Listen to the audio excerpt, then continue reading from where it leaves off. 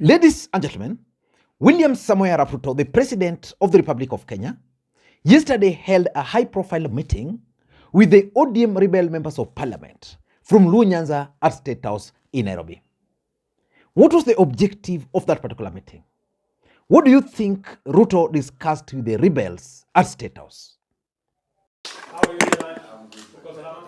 Very good. Are you? Very good. Paulo. Habari yako? Uko salama rongo na magani? Very good. Kiongozi. Habari yako? Uko salama? Very good. Nyanza. Habari ya bondo? Kazi inaendelea. Game namna gani? Very good. Very good. Professor. Yes sir. How are you sir? Uko salama?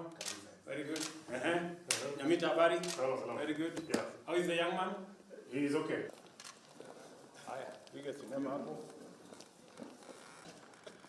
Very good. In this video, I want us to look at what was discussed inside that particular meeting. Because I've always opined on this platform that in politics, nothing happens out of mere coincidence.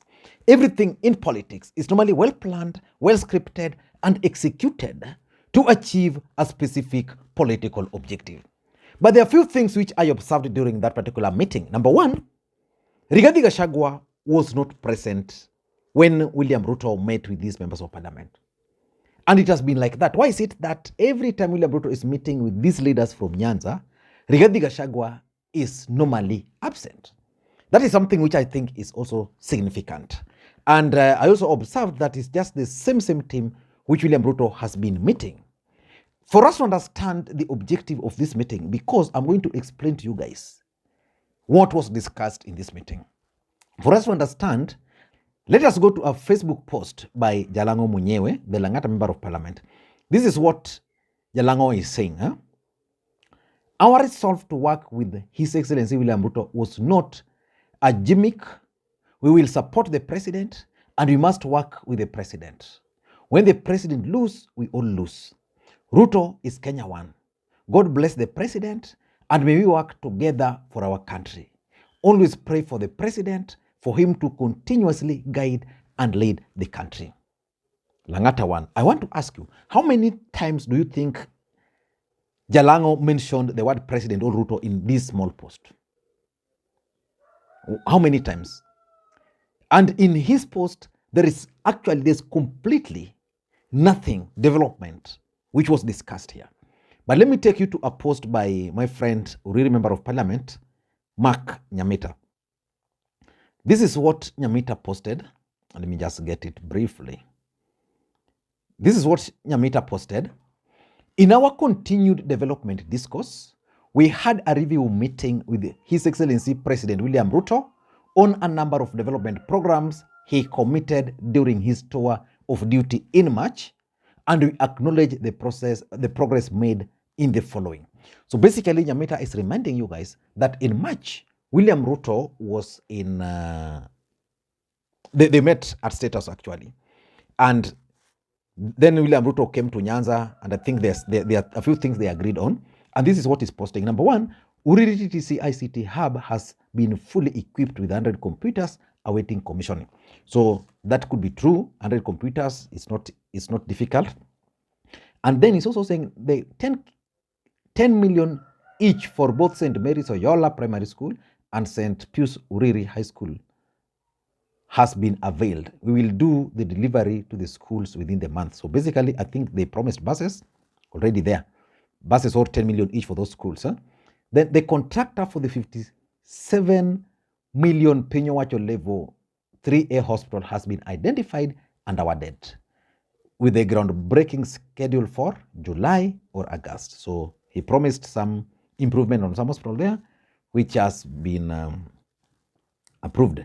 And he's also talking of the improvement to bitumen standards of the 61 kilometers Stella Sibuche Oyani Road is advanced stage. Construction works to begin in this financial year. Of course, this road was earmarked in the previous budget. There's a reason why I'm reading all this. And it's also saying number 6, the equipment worth 120 million for Uriri TTI is being procured and will be delivered in this financial year. What I need to know is whether this was put in the budget. And also number 7, deployment of 20 trainers to Uriri TTC is in a good progress. So basically, the 20 trainers from March up to now, not yet, but it's in the process. Metengwa.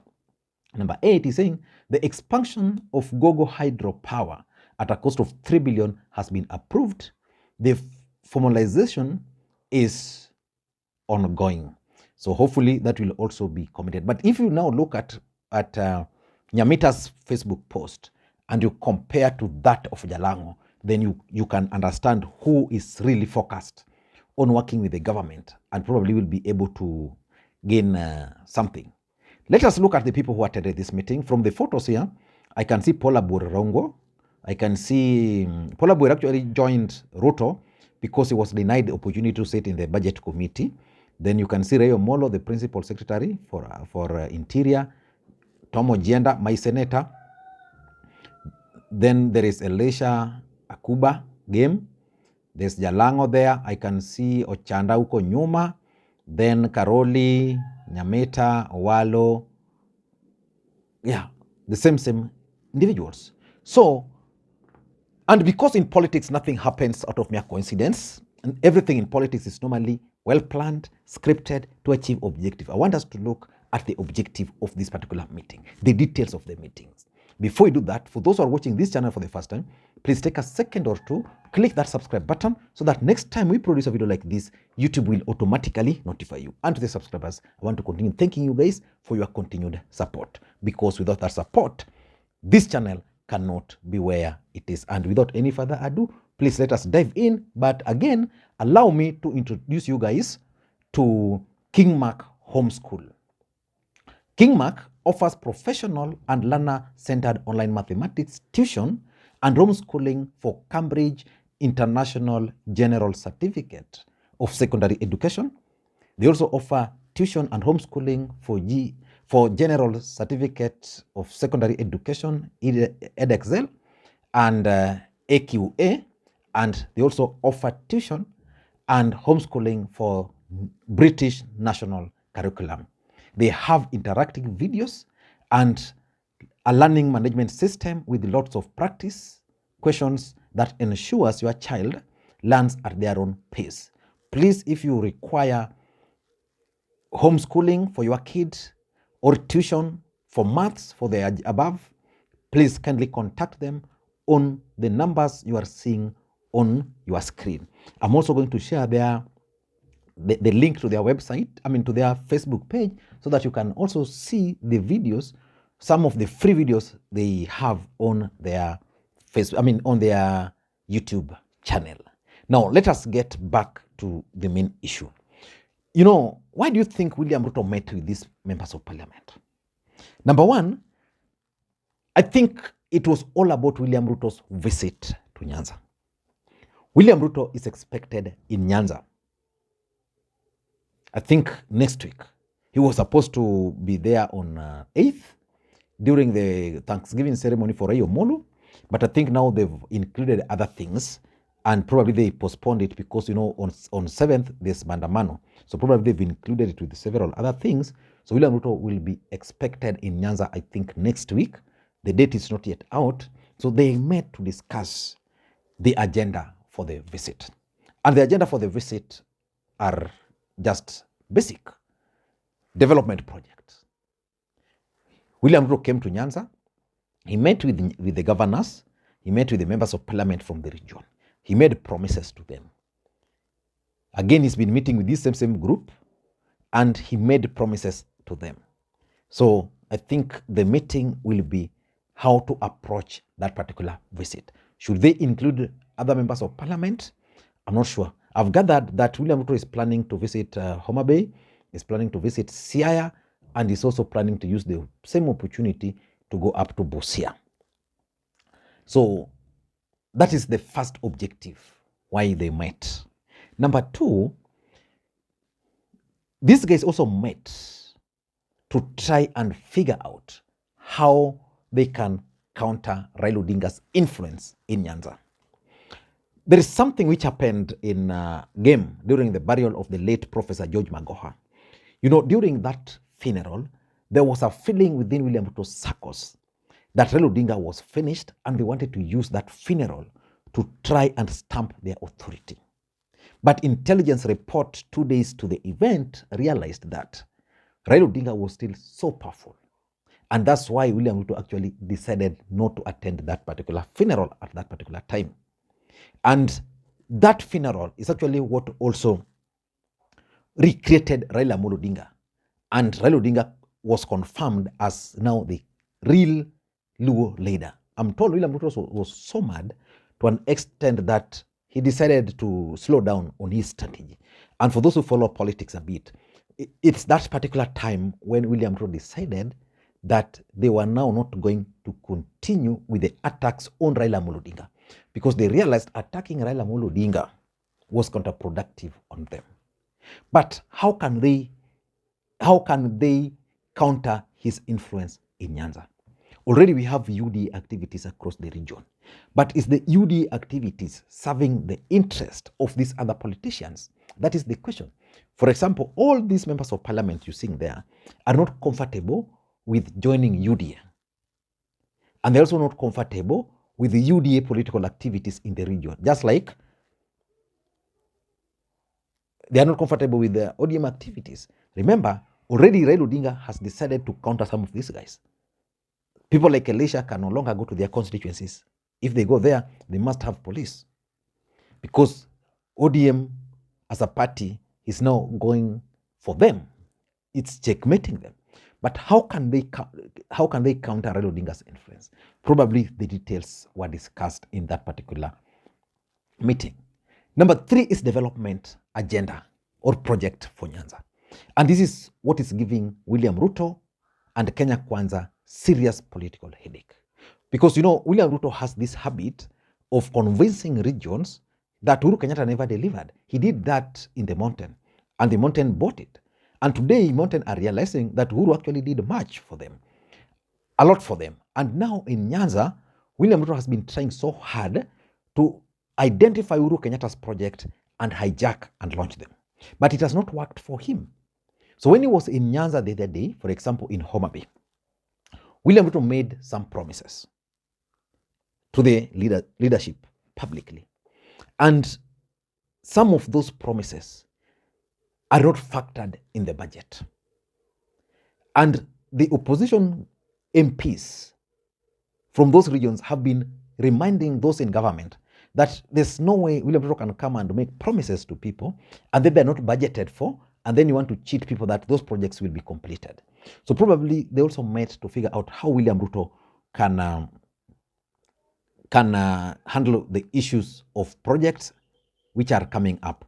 I just want to give you some, I'm just getting some data here. You see what Uhuru Kenyatta did and what Kenya Kwanza are planning to do for the people of Nyanza. I think I had a list here. Where is the list? Just shortly, I'm getting the list here. Getting the list. Good. Now, when William Ruto was in Homa Bay, he promised, for example, the construction of Sokomjenga market, which was to begin in April this year at a cost of 300 million. Anybody from Sokomjenga in Homa Bay, is anything happening there?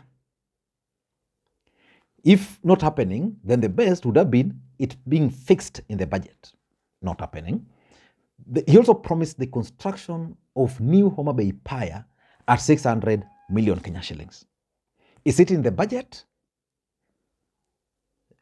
I heard Opondo Kaluma saying it's not in the budget, and it was promised. So which means that cannot be initiated, cannot be initiated.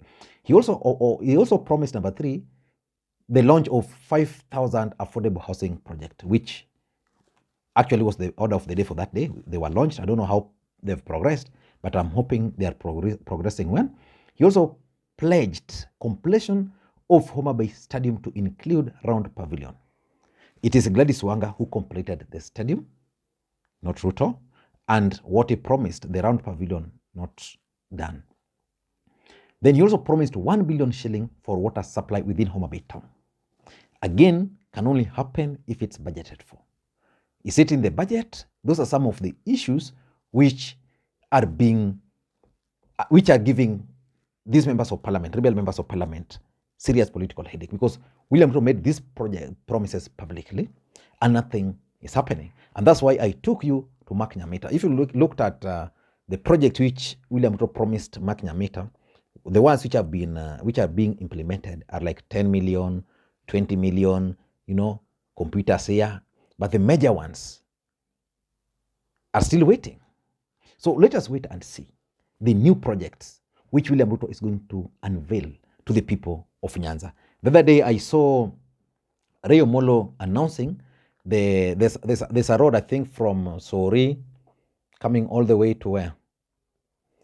There's a road there which the handshake had actually started. He announced that road will be completed. That should be good. But which new project are they initiating?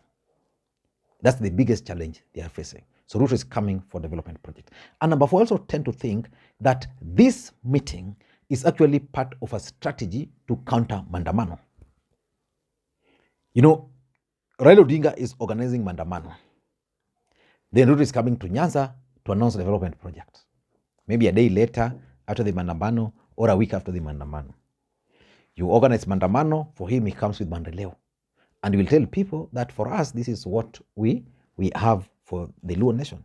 Because William Ruto believes that the moment he will win the support of the Luo nation, then he will sort out his main problem, the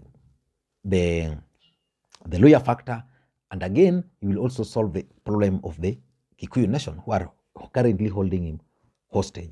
And lastly, I'm also sure that the meeting was about review of change of strategy. How are they selling Ruto in Nyanza? Is Ruto being felt? What about the camps which are emerging in Nyanza? So let us wait and see how all these things are going to pan out. But I think that meeting was about the issues which I have raised. Thank you, and may you have a good day. Bye-bye.